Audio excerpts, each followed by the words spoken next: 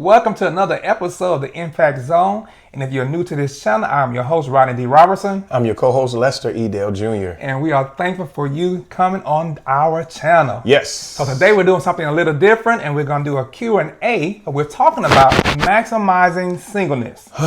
So I'm going to ask my friend and my co-host here some questions about being single or maximizing the single life.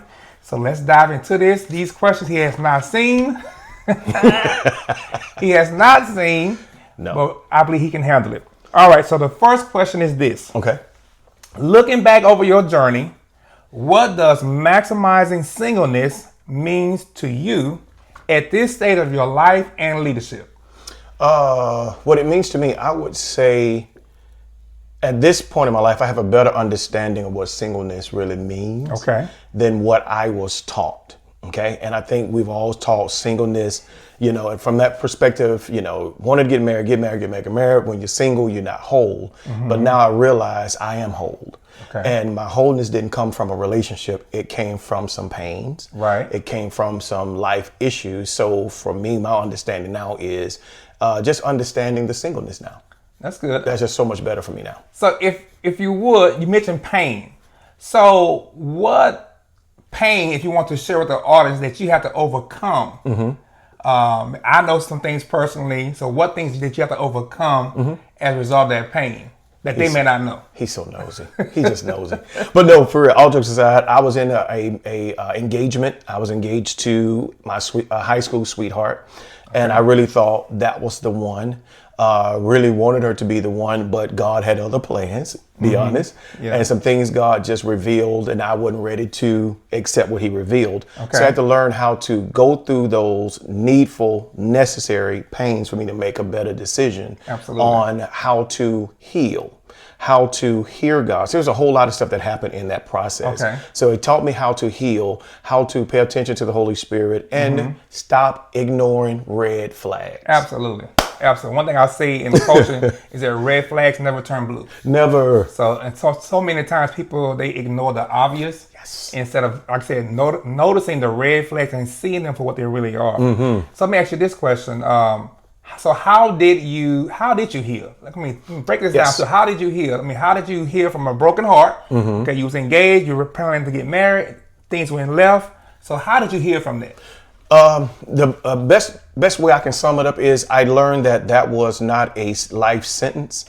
It was a life lesson. Okay. And when you learn the difference between the two, things happen, but it doesn't have to be the author of your life. Okay. It was just an episode. Yes. And, just like we watch these shows, each show has an episode, and every time you watch it, it changes. I had to be okay. Number one, it did hurt. I had to acknowledge those things and then seek help from qualified people, friends that could really pour into me, that could build me, prayer, just spending time with myself, those kind of things. And I had to learn how to forgive. And that was the biggest thing. I had to learn how to forgive her. Yeah. I didn't want to. I saw her in the grocery store. I was going the other aisle because I didn't want to deal with her. Right. But I realized my moving forward and my healing was to accept her apology. Yeah, absolutely. And release her from that. Yeah, forgiveness is key. And forgiveness is not about the other person. It's for me. It's about you. So that you don't become a prisoner in your own life. Yes. So that leads me to this next question. In a world that often glorifies romantic relationships, how do you personally find fulfillment, intimacy, and connection in other areas in life? Being single, I've learned how to enjoy my life and enjoy the things that I like to do. I think what we do when we're single, some people, when they're single, they forget how to enjoy themselves. They forget how to enjoy singleness, and they look straight into the marriage. So for me, I learned how to find fulfillment, number one, in what I like to do. Absolutely. Truth be told, I have two sisters. I was the only boy for a guy at least 16 years before my brother came along. So I had to learn how to adapt and be okay with being alone. And so that's one of the things, that's such a good point. There's learning how to be okay with being alone. Absolutely. That was number one. And then just moving forward, finding out the things that Lester wants. Because I think a lot of times we really don't know us. Absolutely.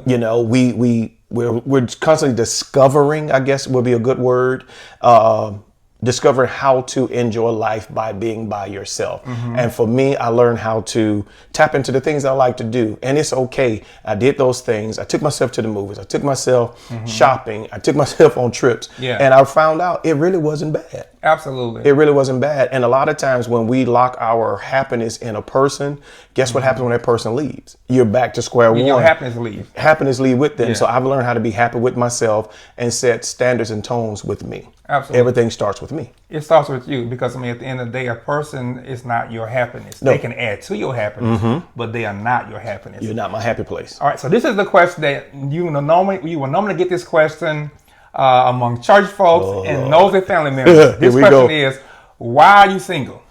Number one, my life schedule is hectic. And when I bring somebody into my life, I want you to be able to have take part in my life. Another word I want to say.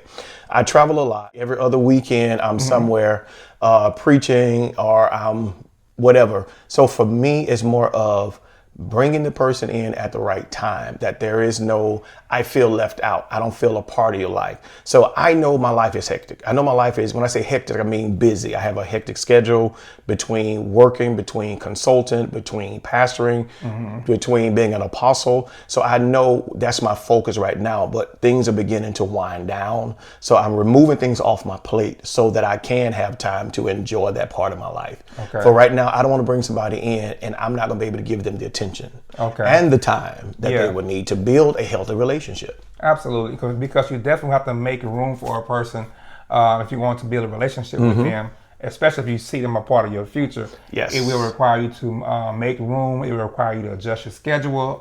It will require you to even adjust your life. Your life, yes. So yeah, that's very good, and that's considerate, because sometimes people will add people to their lives and they have no capacity to be able to add back to those individuals.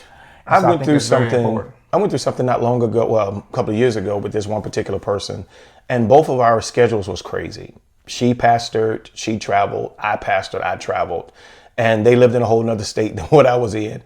And we had to just come to that decision that, you know what, as much as we like each other, as much as we enjoy talking to each other, we just don't have time for each other. Yeah. And so we made the decision to just separate, but still be cool, still communicate with each other. When she comes in my area, I support her. When I go that area, she supports me. So you just have to learn how to make right decision, like you said, when you see that this person, you want this person to be a part of your life. So you do what's necessary. Absolutely. All right, my last question is this. Oh, Lord. If you could give one powerful piece of advice to men who are in between ages 30 to 40, who are single and who feel pressure to be married, what would it be? Great question. I would say enjoy your singleness. You know, that's just what people are going to say, whatever they're going to say, but it's your life. Yes. They're not going to be able to live your life. You're going to have to live your life with every decision you make. You're going to have to make sure that you're able to deal with the consequences of that decision. Absolutely. And you have to know where you are. Am I capable of handling that right now? You know, those are the things you have to look into. So I'm going to say, get to know you first. Evaluate your life. Find out, do I have space and place for a relationship right now? And then if you're not ready for that, don't do it because somebody else say so. Absolutely. It's your life. You're going to have to live with her. You're going to have to live with him, whoever, you know, because a lot of times, and I think we've talked about this here, young ladies, you've been groomed for marriage. So all you know or you're thinking about is marriage, and you never take time to enjoy being single and gathering data, getting to know people so that you can make those right decisions. Absolutely. And so that's what I would say. It's your life. Make the best decision for you, not for them. Absolutely. So one thing I would add to that is to make sure that we are making decisions based upon purpose and not pressure. Yeah. Get that. Make sure you're making decisions based upon purpose and not pressure. Yep. All right, this has been our segment for today. We hope that you have enjoyed this Q&A with Coach Les. And we also want to just take out this time to thank you for tuning in, subscribing. If you have subscribed, if you have not, hit that subscribe button. And thank you also for engaging with us on our content. And we'll see you in the next video.